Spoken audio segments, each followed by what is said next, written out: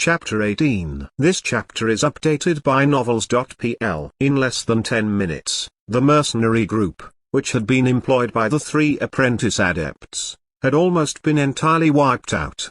The last 4 of them were covered from head to toe with blood. They were standing back to back, barely able to defend themselves against the attacks of the surrounding demons. On the other side, their employers, the 3 apprentice adepts, were casually standing there and watching the mercenaries get killed with a cold indifference. Unless they were attacked by the demons, they didn't interfere the battle between the demons and the mercenaries. It was as if the deaths of these mercenaries meant nothing to them. As the last 4 mercenaries were fighting for their lives, the 3 apprentice adepts were leisurely chatting with each other. The elementium aura we sensed just now should have belonged to one of the local apprentices. Why didn't you let me capture them? The cute and chubby-faced girl grumbled at her large muscular companion. What's the point of capturing him?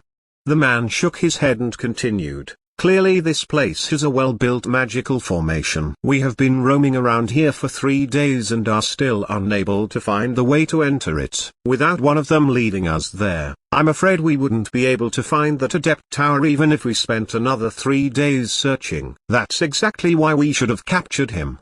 The little girl spoke furiously. Perhaps due to the fact that her opinion was not accepted, she began to release her anger onto the creature she had captured in the birdcage. As she muttered something under her breath, the internal space within the birdcage began to squeeze in on itself, shrinking. The compression of the space soon reached the body of the demon baby, and some cracking noises started to issue from its body. Hearing the sharp and pain-filled cries coming from the demon baby, the smile on this little girl's face became filled with joy. When the poor little demon baby finally imploded and crumpled into a pile of meat paste, little girl immediately waved her arms in the air and stamped her feet in joy, a look of extreme excitement covering her little face. Seeing that the little girl had relieved her anger on her toy, the other 2 apprentice adepts breathed out sighs of relief. The snake-headed apprentice shook his head and moved closer to the muscular leader, asking, "Are you sure it was alright to let that skt get away? I'm sure he'll bring more guards here." "Guards?" The muscular leader laughed grimly. "This swamp is just an ordinary resource site. Do you think the Sarubo family would really be willing to waste an official adept to guard it? In my opinion, with the exception of Adept Anderson, all that's left in this place are apprentice adepts." "You really think we should be afraid of the apprentice adepts we are likely to find in this place?" Snakehead Apprentice laughed hideously, his forked tongue flicking in and out through his lips, creating a gruesome-sounding hiss. "This place does have quite a lot of rare materials that I need. In any case, it'll take a while before those guards get here. I think I'll just do a little sightseeing while I wait." After saying that, the snake-headed apprentice simply walked toward another swampy area in the distance. Something really strange was occurring. Although the stony trail was not that far away from him, he didn't notice it and walked right past. This was, in fact, one of the many defensive mechanisms of the Adept Tower. Only those internal apprentice adepts, who wore a magical talisman, could see the stony trail, while, in the eyes of any outsider, the trail was just another part of the swamp, no different in any way. Watching as one of his partners disappeared into the fog, the muscular leader hesitated for a moment. Then he just turned around and walked off in another direction. It was a rare opportunity to be in the private resource site of an adept family. If he didn't get himself something good before he finished his official business here, that would be quite a waste. As for that bizarre little girl, either intentionally or unintentionally, they left her in the middle of those violent and bloody demons. Would she be hurt? This question never crossed the minds of these 2 male apprentices. Honestly, perhaps the biggest and most brutal demon in this swampy land was the little girl. Therefore, when Green brought Ellen and the strongest 3 here, what they saw in front of them was a cute little girl with a golden birdcage, standing right in the middle of a crowd of blood-covered demons. At this moment, there was not a single member of the entire mercenary company that had not been torn into chunks of meats and scattered all over the place. While their broken corpses were being pulled apart by an army of demon babies, the little girl was standing right in the center of these demons. Oddly enough, no demons dared to get within 10 steps of this little girl. Not only that, but when the little girl bounced and skipped from place to place, Those demon babies, who were busy eating, would roar at her in anger, then they would move aside and make way for her, not daring to really get in her way. A mercenary, who had bloody stumps for legs and a single broken arm, was being gnawed on by dozens of demon babies. Barely alive, he raised his bloody and broken arm, waving toward the little girl, who was approaching him, and said, "Save me, save me." With a sweet smile on her face, the little girl squatted in front of him and asked, in a soft voice, "I can save your soul from these demons. Are you willing to let me save your soul?" The dying mercenary was surprised to hear that and immediately nodded his head. However, he didn't notice that the girl had said the word save in a vague and weird tone. If he had known the other languages the girl knew,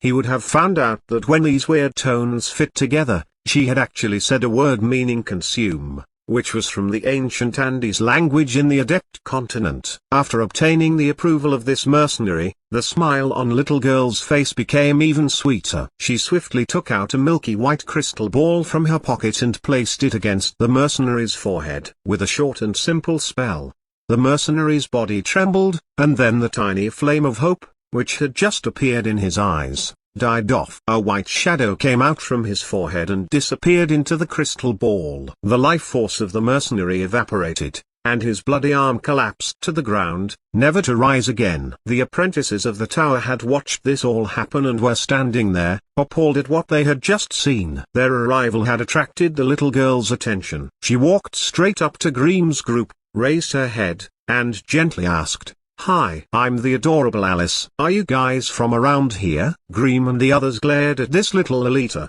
who seemed to be trying to make herself familiar with them, and didn't get deceived by her disguise. Within the population of apprentice adepts, friendship, love, and humanity were all just beautiful words that had long since been thrown away. All that was left inside them was the desire for knowledge, resources, and power. Those apprentices who were naive would die before ever reaching intermediate apprentice.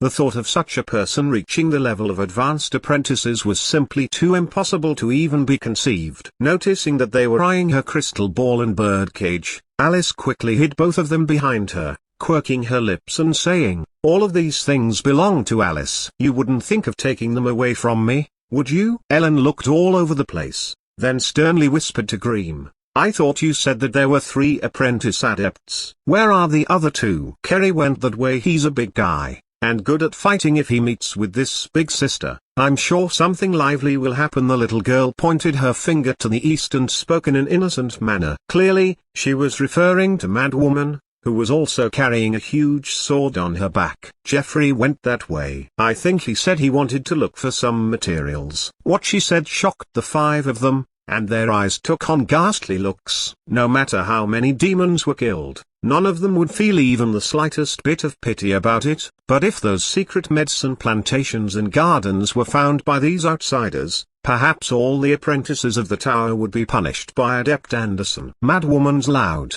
braying voice instantly exploded. "I'll go that way and stop that guy." After saying that, Madwoman's bulky body started sprinting toward the east. As she ran, she crushed the few demon babies who got in her way under her feet, making others screaming angrily, though none dared to move closer to her. "I'll go this way," Hawkeye said coolly, pulling up his cap and dashing towards the west. For some unknown reasons, the calls of scavenger crows were heard from the sky, though they were hidden by the thick fog. The noise immediately followed behind Hawkeye's. Apprentice leader Ellen rolled his eyes and murmured, "I'll go and help him." After saying that, he simply followed behind Hawkeye's and left. In the end, only evil bugs, Grimm, and the strange, unpredictable little girl were left at the scene. "Are you going to fight me?" The little girl tilted her head and stared at the remaining 2 men. "Before we fight, don't you guys want to know where we came from?" "There is no reason to ask you anything. You have caused mayhem here, and you shall be punished for it. If I capture you, you'll have to tell me everything. If I can't defeat you, I'll bear all the losses here. Now, show me what you can do." It was rather rare to hear evil bugs say so much. But, right as he finished speaking, the black soil underneath the little girl's feet exploded, and a huge amount of black scorpions burst from the ground. Each of these scorpions was the size of a human palm, had a pure black body and a pair of claws, and on their backs was a tail with a poison needle. The stinking smell of poison filled the air near these scorpions. Although there was a distance of 20 meters between them, it was impossible to tell when evil bugs had sent these scorpions out, sneaking their way underground to hide near the little girl. This little girl shouldn't have a strong physique. Thus, as long as she was poisoned,